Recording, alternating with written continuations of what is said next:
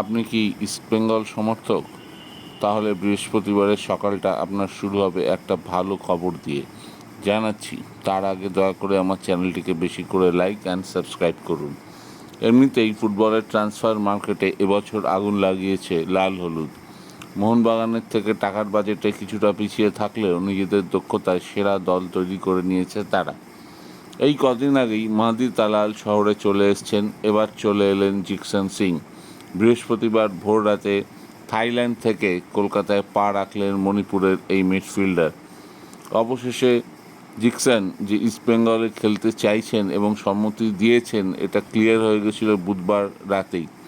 ইস্টবেঙ্গলের official social media হ্যান্ডেলে এখনও অবশ্য কিছুই ঘোষণা করা হয়নি, কিন্তু জিকসনকে নিতে বেশ কয়েকজন ইস্টবেঙ্গল কর্তা উপস্থিত ছিলেন বিমানবন্দরে এবং বেশ কিছু সাংবাদিকও ছিলেন।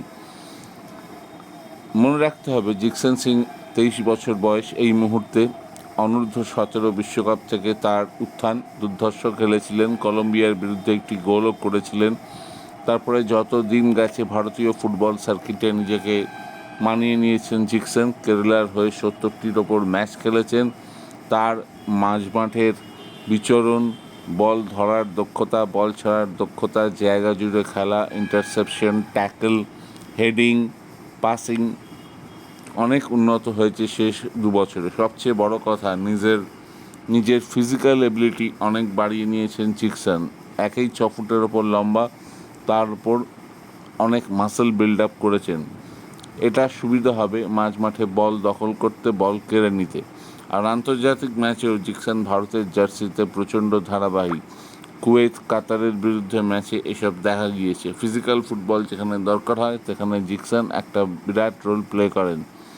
কার্লোস অবশ্য বুদ্ধিমান কোচ ইস্টবেঙ্গলের, তিনি জানেন কোন মশলা দিয়ে কী রান্না করতে হয়। তাই ইস্টবেঙ্গল সমর্থকরা আপাতত আশাবাদী হতেই পারেন। জিকসন চলে এসছেন, এবার মোহনবাগানের আপুইয়া এবং ইস্টবেঙ্গলের জিকসন ডুয়েল দেখা যাবে। আবার একবার রিকোয়েস্ট, সাবস্ক্রাইব করুন।